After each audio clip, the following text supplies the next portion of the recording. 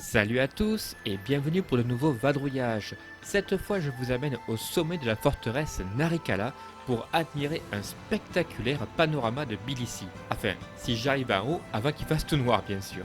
Ta gueule!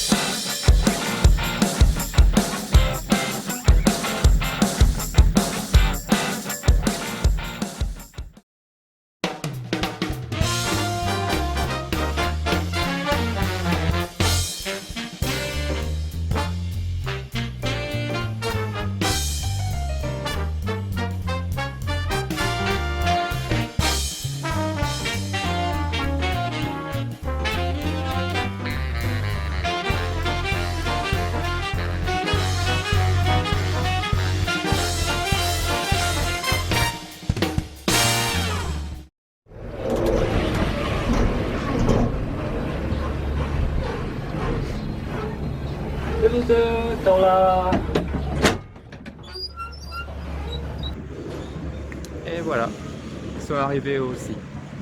Nous voilà donc perchés au sommet de la colline, à la base de la forteresse Narikala.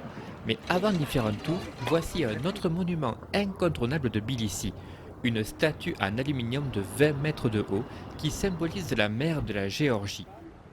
Elle est habillée d'une robe traditionnelle, mais plus important, dans la main gauche, elle tient un bol de vin et dans la main droite, elle tient une épée. Si vous venez en tant qu'ami, on vous offre un bol de vin, et si vous venez en tant qu'ennemi, vous nous offrez un bol de votre sang. Pour dire quelques mots sur la forteresse, elle a été bâtie au IVe siècle après Jésus-Christ. Puis elle est passée de main en main entre les Perses, les Arabes, les Turcs, les Russes et les Géorgiens, jusqu'à ce qu'en 1827, une explosion envoie tout valdinguer et arrête pour de bon le jeu des chaises musicales. Il n'en reste que des ruines. Ah, ça fait joli dans le paysage, tiens. Le soleil va se coucher dans environ 1 heure, et il n'y a quasiment personne aux alentours. J'ai la forteresse quasiment que pour moi. Bon, il y a des gens beaucoup plus hauts, on peut les voir derrière. Voilà, les points qui dépassent, c'est des gens. Donc la forteresse, en fait, il n'y a rien à visiter parce que c'est une ruine. Et depuis là, par rapport à mon point de vue, je peux vous montrer l'arrière de la ville. On s'approche un peu sans se casser la gueule. Donc pas mal de bâtiments en briques rouges. Et la cité de Jawa avec les toits ronds qu'on voit là-bas, théoriquement, si je ne me trompe pas, c'est des bennes turcs. D'ailleurs, il est marqué Abano Tubani, donc j'imagine que c'est des bains, voilà. Tbilissi, en fait, en géorgien, ça veut dire chaud, par rapport aux sources d'eau chaude et par rapport aux bains. Et oui, Jamy, tu comprends, les bains de Tbilissi possèdent une réputation internationale et les visiteurs du monde entier viennent y faire trempette. Mais ici, pas question de baignade prolongée parce que l'eau chaude peut dépasser les 40 degrés. Alors méfie-toi de ne pas finir en écrevisse. Et puis il faut savoir que les gens d'ici qui se rendent au bain commun, ils laissent généralement leur maillot de bain au vestiaire. Mais tu peux réserver une salle privée comme celle-là. Alors je ne raconte pas l'odeur, ça sent vraiment l'œuf pourri. Eh bien oui, c'est l'odeur du sulfure d'hydrogène, c'est-à-dire du soufre qui provient des sources thermales sur lesquelles a été bâtie la ville. Allez, tu viens, moi j'y retourne. Comme on dit, faut souffrir pour être beau.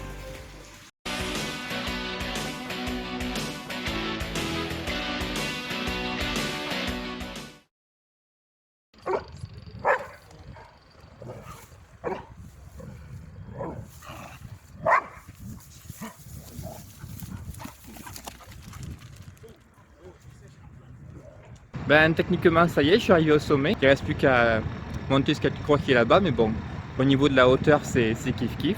Donc je pense y arriver avant le coucher du soleil pour prendre des photos sur la ville. Le problème, c'est que le soleil va se coucher derrière les montagnes. Et en fait, derrière moi, il y a déjà l'ombre qui s'étend sur la ville. Et on voit pas grand-chose, c'est pas spectaculaire. Mais j'ai réussi à le faire et je suis content. Alors, voyons si depuis là, je peux vous faire le parcours de la journée. Donc, je suis retourné au parc par le pont de la Paix. Voilà, ça c'est la montgolfière. J'étais au parc qui est là. J'ai monté l'escalier pour arriver à l'étage supérieur.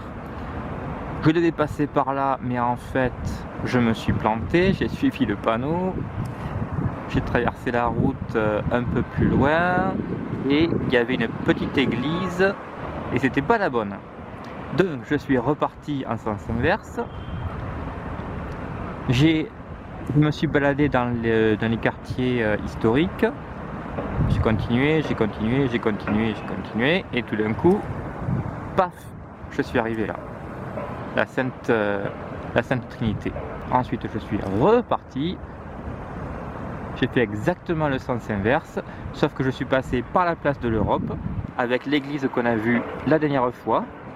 J'ai tracé pour arriver à l'entrée du téléphérique, qui est ici. J'ai pris le téléphérique, sous l'arrière, je suis arrivé quelque part par là, et maintenant je suis en haut de la forteresse.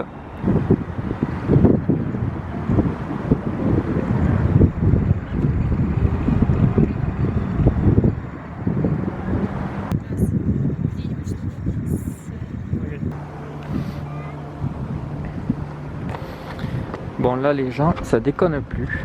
J'arrête de filmer pour la descente parce que sinon vous verrez jamais la vidéo. Alors un truc important à préciser avant que je redescende, parce que je viens de vérifier sur internet, la forteresse en fait elle est divisée en deux parties. La partie basse qu'on peut visiter avec l'église que j'ai pas encore eu le temps de tester, et la partie haute que je viens d'escalader. Apparemment la partie haute elle est interdite au public. Il y a du monde qui y va tout le temps, mais bon, c'est risqué pour une raison, c'est interdit. Il faut vraiment faire attention là où on met les pieds. Donc je vous le dis, si vous venez à Tbilissi, que vous voulez visiter la forteresse, c'est pas forcément une bonne idée de monter jusqu'en haut si vous ne le sentez pas. Mais bon, ça s'appelle pas Matt prend le bus scolaire, ça s'appelle Matt en vadrouille. Et ben voilà, maintenant il reste plus qu'à sortir la doudoune et à se poser tranquillement pour admirer Tbilissi qui s'illumine à la tombée de la nuit, comme j'avais fait à Tokyo il y a déjà quelques années.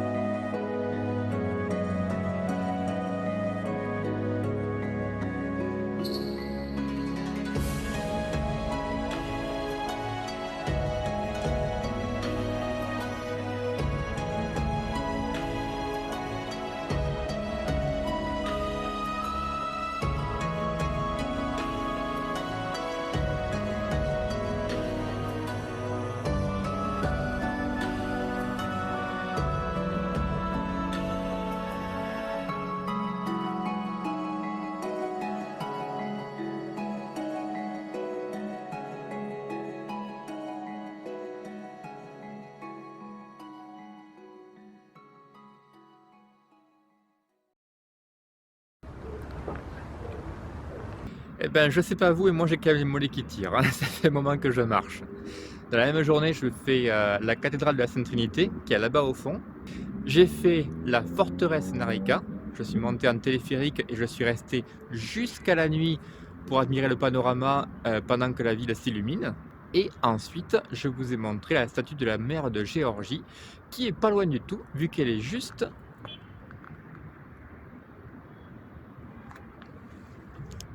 derrière moi. Voilà, bon, c'est pas facile avec l'angle, mais vous voyez que géographiquement, c'est pas loin et on peut tout faire rapide dans la même journée. Moi, je suis arrivé à la cathédrale vers 3h, 3h30 et là, il est quasiment 8h. J'ai pris toute une demi-journée pour faire le trajet, sachant que j'ai pris le téléphérique qu'une fois et que j'ai attendu environ 1h30 là-haut que le soleil se couche. Et maintenant, je redescends à pied. Donc, si vous n'êtes pas fédé comme moi, ça sert à rien de prévoir toute la journée pour visiter ce que j'ai fait, hein. Vous prenez un taxi ou un bus pour aller à la cathédrale, vous revenez ensuite en marchant tranquille, vous prenez un autre taxi, vous prenez un téléphérique à l'aller, vous le prenez au retour, pas prendre toute la journée rien que pour visiter ces 3 monuments. C'est tout pour aujourd'hui, je vous dis à la prochaine pour le nouveau vadrouillage. Ciao!